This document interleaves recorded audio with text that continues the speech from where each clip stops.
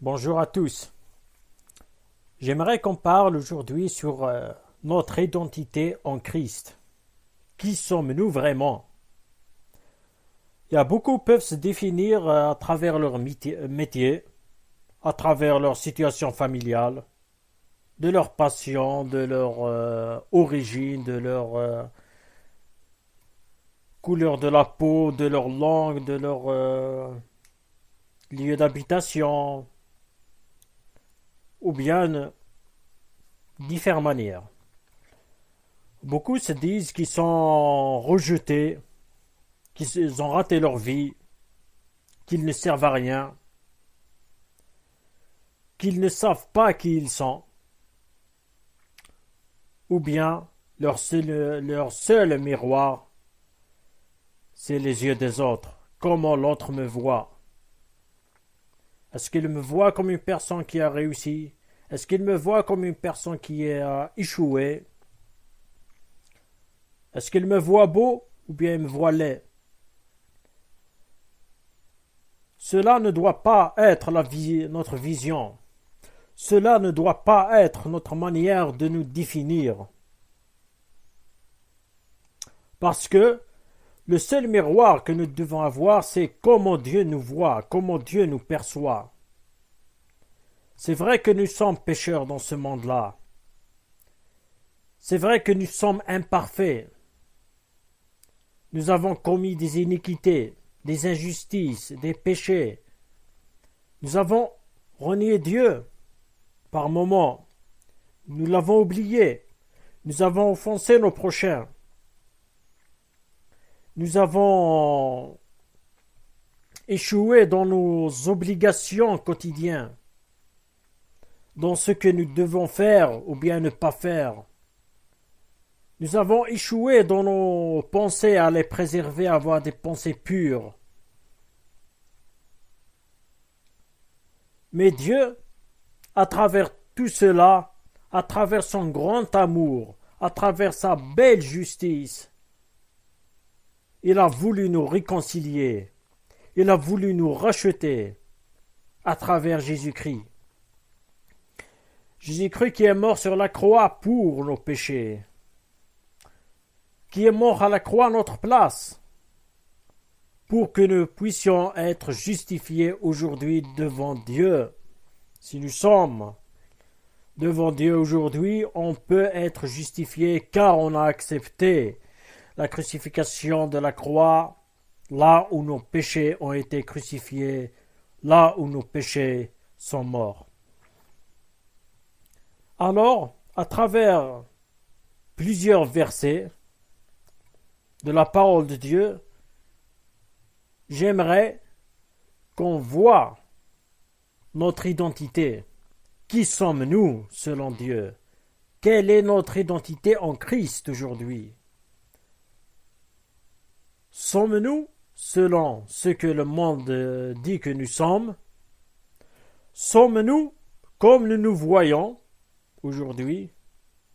Ou bien sommes-nous autre chose?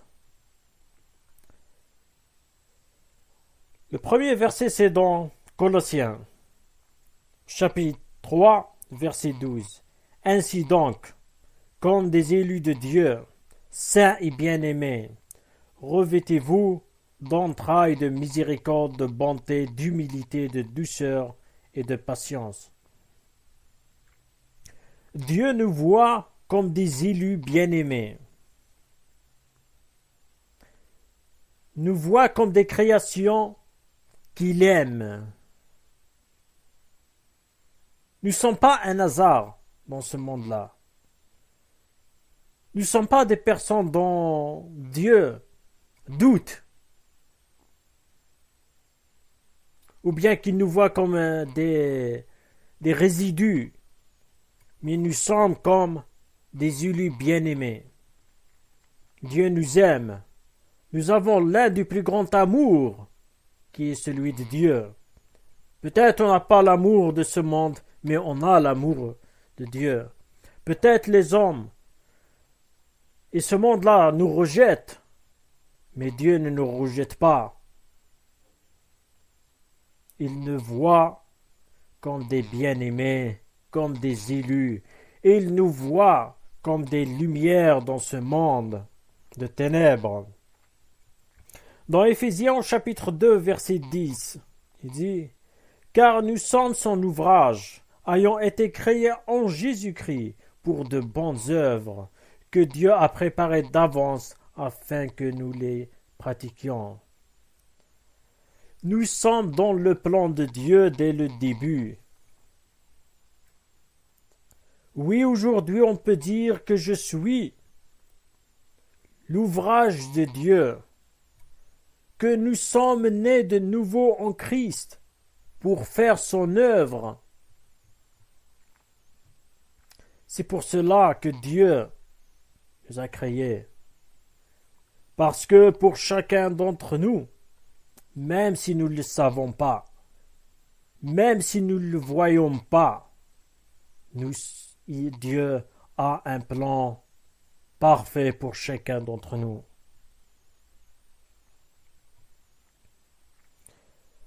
Comme nous sommes des pécheurs, le péché nous a séparés de Dieu. Mais dans 2 Corinthiens 5, au verset 19, il dit « Car Dieu était en Christ, réconciliant le monde avec lui-même, en n'imputant point aux hommes leur offense. Il a mis en nous la parole de la réconciliation. » Oui, Jésus-Christ nous a réconciliés avec Dieu.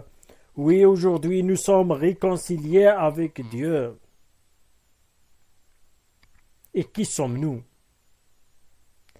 Qui sommes-nous aujourd'hui? On est membre du corps du Christ, comme 1 Corinthiens chapitre 12, verset 27 nous le dit. Vous êtes le corps du Christ et vous êtes ses membres, chacun pour sa part. Nous sommes les membres du Christ. Personne ne peut dire que je n'ai pas de place dans le plan de Dieu, parce que tous ensemble nous construisons l'Église de Dieu tel qu'il l'a voulu. Notre corps n'est pas un corps imparfait créé par Dieu, car nous sommes le temple du Saint-Esprit. Oui, le Saint-Esprit qui habite en nous. Nous lisons dans 1 Corinthiens chapitre 3 verset 17. Ne savez-vous pas que vous êtes le temple de Dieu et que l'Esprit de Dieu habite en vous? Oui, nous sommes le temple. C'est pour ça que chaque chrétien doit faire attention à son corps, ne pas souiller son corps, ne pas commettre des mauvaises choses qui polluent notre corps. Comment polluer le temple du Saint-Esprit? Là où le Saint-Esprit habite, on doit prendre soin, on doit s'en occuper, on doit faire de notre mieux pour que ce temple soit le plus parfait possible, en évitant tous les mauvais excès qui peuvent nuire à notre corps, qui peuvent souiller ou bien rendre notre corps impur. Dieu veut nous purifier, veut nous libérer. Nous devons faire attention à toutes ces choses-là, car notre corps est le temple du Saint-Esprit. Là où le Saint-Esprit est, nous devons prendre soin. Oui, nous sommes des citoyens dans ce monde. Nous vivons dans ce monde. Mais nous sommes aussi des citoyens du ciel. Dans Philippiens chapitre 3 verset 20 qui nous dit « Mais notre cité à nous est dans les cieux, d'où nous attendons aussi comme Sauveur le Seigneur Jésus-Christ. » Nous avons un roi, le roi des rois qui est là-haut. Le roi des rois qui est Jésus-Christ. Et nous sommes citoyens de ce royaume-là dans le ciel. Nous avons le privilège d'être des citoyens des cieux, car Dieu nous a donné ce privilège-là, car on l'a accepté. On a accepté d'être des enfants de Dieu, car Dieu nous aime. Dieu tend la main à ses enfants pour que ses enfants viennent à lui. Dieu ne veut pas que ses enfants soient perdus. Il ne veut pas que nous soyons comme des brebis au milieu des loups, ni même que nous soyons des loups. Il veut que nous marchions en suivant le bon berger, celui qui nous mènera vers le droit chemin, celui qui nous protégera, celui qui nous libérera, celui qui nous aime et celui qui donne sa vie pour nous. Jésus-Christ a donné sa vie pour nous, alors que c'est nous qui avons commis des péchés, des iniquités.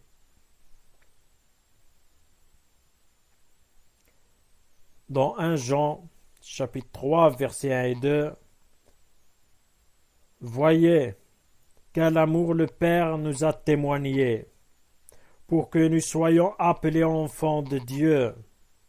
Et nous le sommes. Si le monde ne nous connaît pas, c'est qu'il ne l'a pas connu. Bien-aimés, nous sommes maintenant enfants de Dieu. Est-ce que nous serons, et ce que nous serons n'a pas encore été manifesté, mais nous savons que lorsque cela sera manifesté, nous serons semblables à lui, parce que nous le verrons tel qu'il est. Vous serez comme Christ quand il reviendra. Vous verrez sa gloire et vous serez avec lui. Vous qui l'avez accepté, vous qui avez donné sa vie pour lui, vous qui avez été rachetés. Dieu nous tend la main pour que nous soyons des enfants fidèles. Dieu nous tend la main pour que nous soyons des lumières dans ce monde de ténèbres. Dieu nous tend la main pour que nous soyons des héritiers de Dieu, comme Galates nous le dit dans chapitre 4, versets 6-7. Et parce que vous êtes fils, Dieu a envoyé dans nos cœurs l'esprit de son Fils, lequel criait « Abba, Père ». Ainsi, tu n'es plus esclave, mais fils, et si tu es fils, tu es aussi héritier par la grâce de Dieu. Notre identité n'est pas comme le monde nous voit, n'est pas comme peut-être nous voyons, mais comme Dieu nous voit. Nous sommes des enfants de Dieu.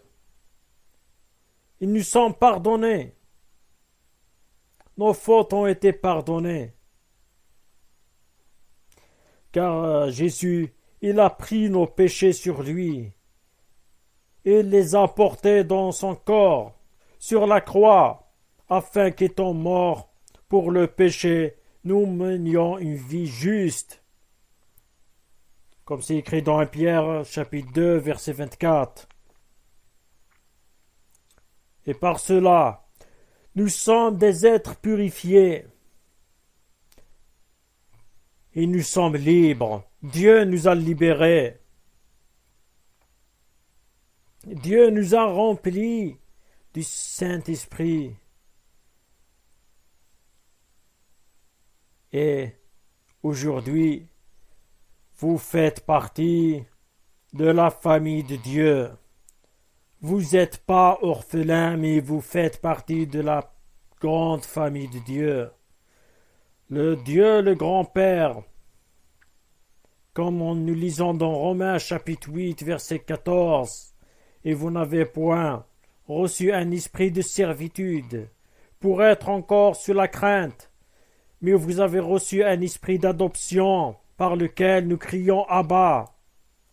Nous sommes des enfants de Dieu, très haut, du grand Dieu, du véritable Dieu, celui qui nous a aimés, celui qui a envoyé Jésus-Christ sur la croix pour que nous soyons aujourd'hui libres, pour que nous soyons sauvés, pour que nous soyons justifiés, même si nous vivons dans la misère dans ce monde-là, mais nous savons que nous sommes co-héritiers du Christ là-haut. Même si nous souffrions la souffrance qui vient de ce monde-là, qui vient du péché de ce monde-là, mais nous avons un héritage là-haut, l'héritage chez notre Dieu le plus haut, car nous sommes justifiés, nous sommes co-héritiers du Christ, et vous avez été renouvelés, et vous êtes aujourd'hui saints, et vous faites partie du corps du Christ. Et vous êtes des ambassadeurs du Christ. Et dans 1 Corinthiens chapitre 3 verset 9, car nous sommes ouvriers avec Dieu, vous êtes le champ de Dieu, l'édifice de Dieu, chacun doit chercher le plan que Dieu a pour lui, chacun doit chercher à plaire à Dieu et pas au monde. Notre référence, c'est la parole de Dieu. Notre refuge, c'est le salut de Dieu. Notre Père parfait, c'est le Dieu Tout-Puissant. Nous sommes rachetés, nous sommes libérés, et nous devons vivre dans la joie, car nous savons que même si nous sommes au plus bas dans ce monde-là, mais au fond nous sommes au plus haut, car le monde est limité à quelques années. Mais là-haut, c'est une éternité. Si nous sommes pauvres, le pauvre aujourd'hui peut dire qu'il est riche, car la richesse en haut n'a pas de limite. Le malade peut dire aujourd'hui qu'il est en bonne santé, car là-haut, il y a que nous aurons de nouveaux corps, des corps parfaits. Il n'y a pas ni rides, ni handicap, ni souffrance, ni maladie. Car Dieu nous restaure. Tout ce que nous traversons aujourd'hui, c'est le fruit du péché du monde. C'est le monde qui a créé toute cette pollution, toutes ces impuretés, tout ce péché, tout cela qui existe, qui crée de nouveaux désordres, des nouvelles souffrances. Mais il faut savoir que là-haut, nous serons de nouvelles créations. Personne ne doit être désespéré. Notre identité en Christ, c'est que nous sommes citoyens du royaume de Dieu. Vous n'êtes pas perdus. Pour Dieu, vous êtes merveilleux. Je lis dans Psaume 139, verset 14. Je te loue de ce que je suis une créature si merveilleuse. Tes œuvres sont admirables. Et mon âme le reconnaît bien. Soyez courageux et comblés. Donnez vos vies, vos espoirs, vos craintes, mettez-les au pied de la croix. Glorifions Dieu qui nous a tant aimés. Que Dieu vous bénisse, que Dieu vous fortifie, que Dieu vous renouvelle. Que Dieu vous remplisse de son Saint-Esprit. Prenez soin de vous. Prenez soin de votre corps, de votre esprit, de votre morale. Nourrissez-vous quotidiennement de la parole de Dieu.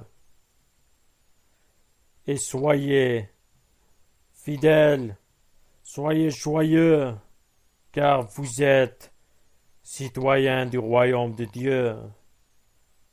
Gloire à Dieu. Amen.